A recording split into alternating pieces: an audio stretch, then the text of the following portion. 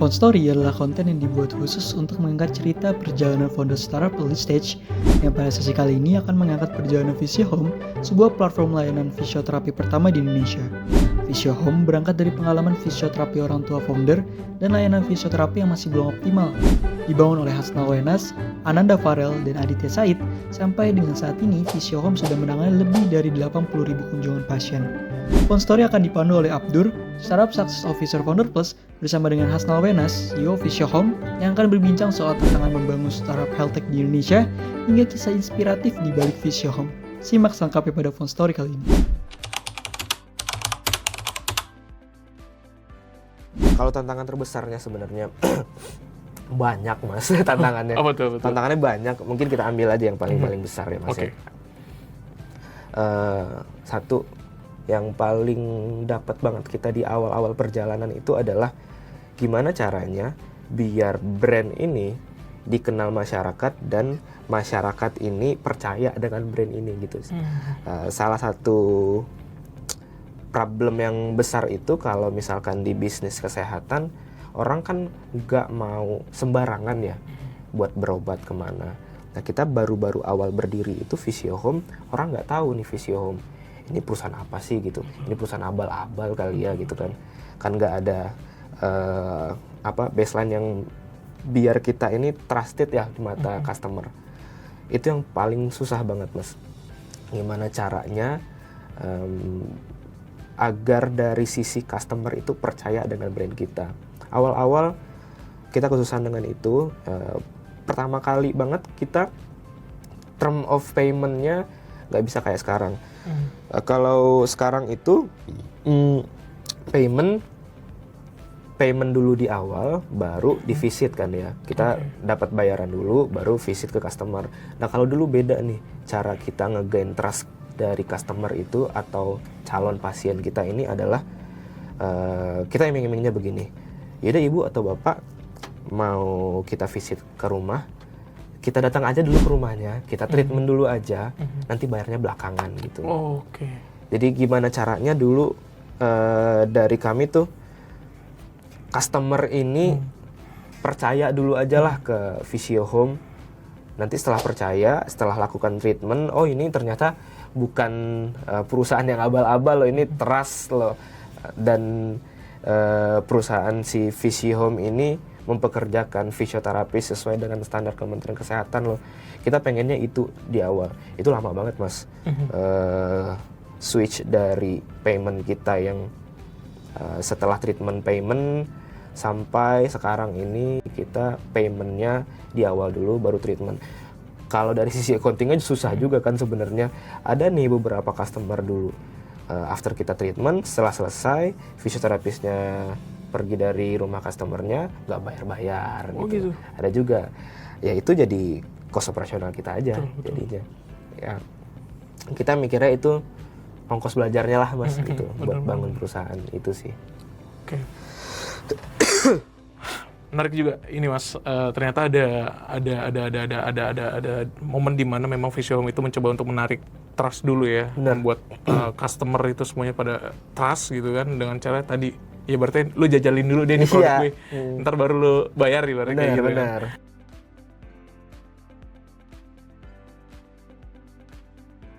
Oke, sebenarnya kalau untuk bisnis ya mas ya, bisnis saya itu udah coba bikin bisnis selain Visio Home, ada juga sih beberapa kali dulu. Ada yang gagal, ada yang jalan, ada yang stuck juga. Sampai dengan di Visio Home ini sebenarnya ini bisnis udah yang kelima mas. Yang kelima yang saya jalanin. Tapi di Visio Home ini saya tuh ambil beberapa kegagalan-kegagalan dan mismanagement di beberapa bisnis yang sebelumnya gitu kita terapin. Dan saya juga ngambil beberapa ilmu lah dari kantor-kantor sebelumnya. Saya kan dulu profesional juga di bidang bisnis juga. Sempat bekerja dulu di rumah sakit. Terus gimana sistem manajerial di rumah sakit. Sempat kerja dulu di perusahaan kargo, ekspor impor. Terus sempat juga di startup e-commerce dulu. Yang kebetulan e-commerce-nya headquarternya di luar, di Singapura. Saya ambil juga beberapa teknik manajemennya dari beberapa bisnis ini, dan beberapa bisnis yang saya jalanin yang gagal. Terus saya ngecek kan Mas, kalau kita kan selalu iterasi ya. Ada segala sesuatunya yang udah kita jalanin, dan kita evaluasi, kita iterate lagi. Jadi Visiom sekarang itu kemungkinan besar ya, karena sudah ada dari beberapa kegagalan bisnis sebelumnya. Terus saya ambillah yang baik-baiknya, saya pelajarin lagi kegagalannya di mana, evaluasi lagi, iterate lagi sampai dengan Visiom sekarang. Dan kebetulan dari kita sih sebenarnya memang bertiga tuh Mas, co-founder. Kami tuh nggak mau awalnya bikin bisnis yang burn money-nya terlalu kencang gitu. Jadi kita bikin bisnisnya itu as a conventional business aja lah gitu kan. Kita nggak mau mengibaratkan Visiom ini as a tech startup yang apa ya, kalau orang bilang kalau tech startup itu kan harus ada aplikasi harus lah ada, gitu kan, yang lainnya lah pokoknya yang berbau tech pokoknya lah. kalau tech startup pertumbuhannya eksponensial. Terus ada orang bilang go big or go home gitu kan. Jadi kalau kami sih nggak apa-apa, jalannya pelan-pelan aja gitu. Pelan-pelan aja, kita bertumbuh bareng-bareng, kita sambil belajar juga, kita validasi marketnya, kita iterasi lagi terus-terus. Dan sampai sekarang alhamdulillahnya di Visiom berdiri, kuartal pertama Visiom berdiri, kita udah sampai ke profit yang positif gitu Mas. Sampai dengan sekarang kita ngecek nih dari balance kan, ya revenue kita yang di awal, operational expense-nya nggak boleh lah ngelebihin revenue kita gitu kan. Dan EBITDA-nya masih positif, net income-nya masih positif, alhamdulillahnya. Kita ngejaga itu terus-menerus Mas. Agar kenapa sih sebenarnya? Agar si Visiom ini bisa berkembang lebih jauh lagi ke depannya, satu. Terus kita ada cita-cita juga buat nge-scale up dari daerah, scale up dari jumlah pelayanan. Dari kami tuh pengennya Visiom ini ada terus-menerus dari generasi saya nanti, dilanjutin lagi gitu Mas. Makanya dari kami sih profit is number one sebenarnya. Dan dari profit yang sudah kami dapatkan ini, bisa juga lah sedikit banyaknya berbagi ke teman-teman yang karyawan kita, ke mitra-mitra terapis kita, ke karyawan-karyawan terapis kita juga, kayak gitu sih Mas.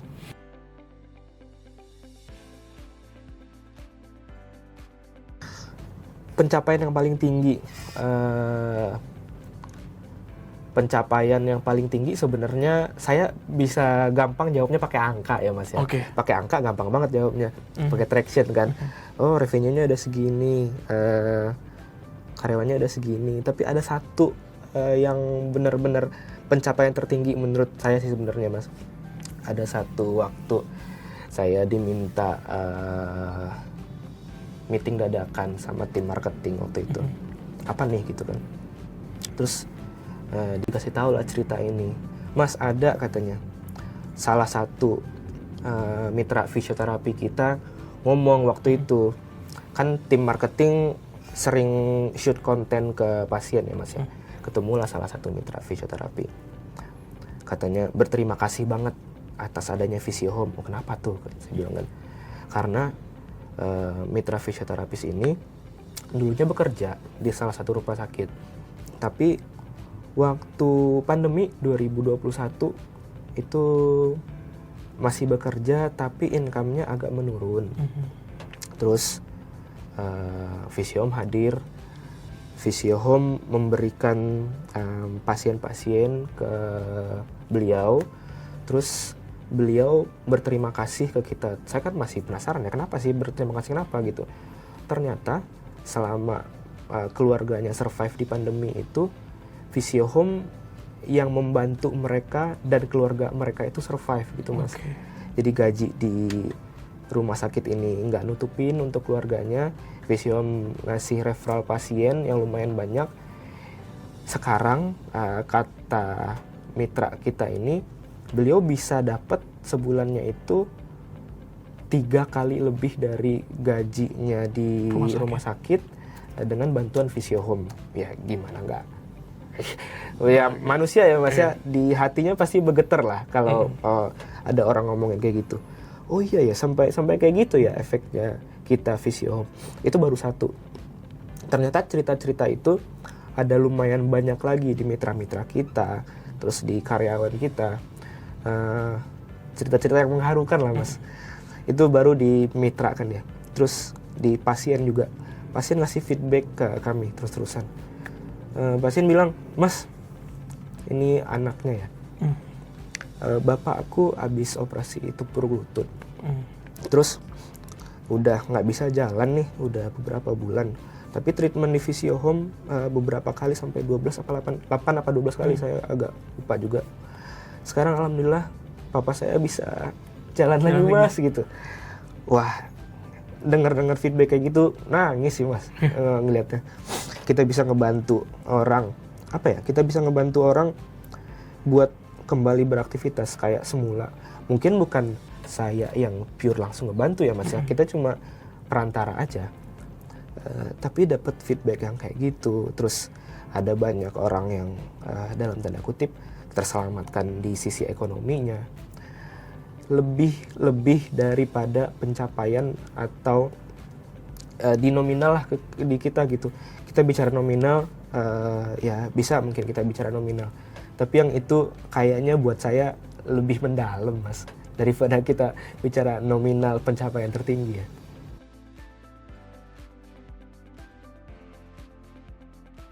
Jadi sebenarnya yang 50.000 customer pelayanan kita pas shoot konten ini, saya coba tanya tadi pagi, ngecekin attraction, ternyata udah nggak 50.000 lagi gitu katanya. Udah 80.000 sekarang. Udah naik? Iya, udah 80.000 sekarang udah layanin customer. Jadi kan kalau kita bayangin ya, 80.000 orang Mas yang udah di terapi dan banyak feedback ke kami itu, feedback yang positif. Salah satu pencapaiannya itu. Terus gimana sih caranya biar bisa sampai angka segitu ya? Sebenarnya dari awal si Visiom sebagai platform home visit fisioterapi, kami ngecek di pasarnya fisioterapi home visit itu kan masih belum ada dan ya sedikit lah saingannya gitu Mas. Masih blue ocean. Terus kita mau ngasih tahu gimana sih cara fisioterapi ini bisa untuk meringankan kondisi masyarakat yang ada kesalahan atau ada kita bukan nyebutnya penyakit ya, ada halangan lah di kondisi fisiknya mereka gitu, kita bisa bantu. Yang pertama sih sebenarnya Visiom nggak mungkin ngasih tahu ke customer atau ke pasien-pasien itu dengan cara-cara yang kata-katanya berbau medis misalkan. Banyak kan sekarang dari rumah sakit, klinik, marketing mereka itu POV-nya bukan POV customer gitu Mas, POV-nya masih POV dokter, POV rumah sakitnya. Oh kalau ada penyakit osteoporosis harus digunakan teknik-teknik seperti ini. Itu kan kalau dari customer awam kayak susah banget nangkepnya Mas. Jargon-jargon lah istilahnya, jargon-jargon kita kasih ke masyarakat awam nggak nyampe gitu ya. Terus go to market strateginya satu, perbaikin copywriting. Copywriting ya? Yes. Justru Perbaikin copywriting yang paling benar sebenarnya Mas kalau dari kami ya. Gimana caranya masyarakat ini tahu kalau misalkan ada kondisi fisik yang salah harus di fisioterapi gitu. Jangan ke urut dan sebagainya gitu kan. Edukasi ini yang agak susah. Nah, kalau misalkan kita pakai jargon-jargon fisioterapi, jargon-jargon yang klinis-klinis lah gitu ya, yang dokter banget lah gitu. medis banget, nggak kemakan sama customer. Jadi itu kita ganti misalkan contoh ya, tadi kan kalau misalkan merasa sakit di bagian lutut gitu ya, ini loh trik-triknya kalau merasa sakit di bagian lutut. Tapi kalau misalkan trik-trik ini udah nggak bisa mempan di sakit lututnya, masih sakit lutut, boleh konsultasi ke kita, konsultasi dulu ke CS kita, gimana keadaannya sekarang, bisa difotokan juga atau apalah yang bisa jadi buktinya gitu, kondisi lututnya sakit. Nah nanti itu dari tim kita akan jawab secara awam juga mas. Secara awam maksudnya di sini adalah kita ngejawab ke customer yang belum pernah ke fisioterapi gitu. Gimana sih? Ada satu sisi sih, ada kita memperkenalkan layanan fisioterapi untuk masyarakat awam. Ada juga sebenarnya kita memperkenalkan layanan fisioterapi ke profesional, itu kan beda ya. Kalau kita memperkenalkan layanan fisioterapi ke profesional ya kita bungkus lah dengan jargon-jargon profesional biar bisa kelihatan lebih wah ini trusted gitu ya. Kalau ke awam beda lagi kan. Itu salah satunya mengubah dari sisi copywriting. Dan kita mainnya kebanyakan ya pure di online ads. Online ads itu untuk market strategi kita yang go-to-nya. Online ads ini ya mencakup semuanya sih mas, 360 untuk digital marketingnya. Kita ada di Meta Ads, kita ada di Google Ads, terus sama kita aktif juga di sosial media. Dan konten-konten dari Visiihome sebenarnya kita bikin serelate mungkin dengan customer atau dengan pasien ya. Misalkan contoh ada waktu itu kita bikin panduan aja kayak exercise. Anda mengalami sakit di bagian pinggang belakang gitu kan. Kan kita nggak nyebutnya Anda mengalami HNP gitu kan susah ya. Anda mengalami sakit pinggang di bagian belakang. Kalau mengalami inilah trik-triknya gitu kan. Seawam mungkin kita kasih ke customernya dan customer juga relate dengan itu. Oh ya, saya juga sakit pinggang di belakang nih. Oh ini triknya. Oh kalau masih nggak bisa dengan trik-trik ini, coba hubungin Visiihome. Siapa tahu ada fisioterapi langsung datang ke rumah gitu kan. Nah itu salah satu caranya. Terus dari konten-konten kita juga kita bikin relate lagi selain konten yang kita bikin sendiri. Kita kunjungin pasien-pasien yang memang mau dikunjungin ya, kita coba kontenin, terus kita di situ nanya ke pasiennya, ibu udah berapa kali, terus kondisinya gimana sekarang, sebelumnya gimana gitu. Dengan pelayanan Visiihome banyak nggak perubahannya gitu. Nah konten-konten yang seperti itu kan yang bikin customer atau calon customer ini relate kan. Oh iya, saya juga ada penyakit di bagian situ, ada juga keluhan ada di bagian situ, berarti bisa nih dengan Visiihome gitu. Kayak gitu sih mas strateginya yang nggak susah-susah amat sih kita ya. Oke. Saya ucapin makasih banyak Mas Hasnal buat waktunya, buat tadi obrolan serunya.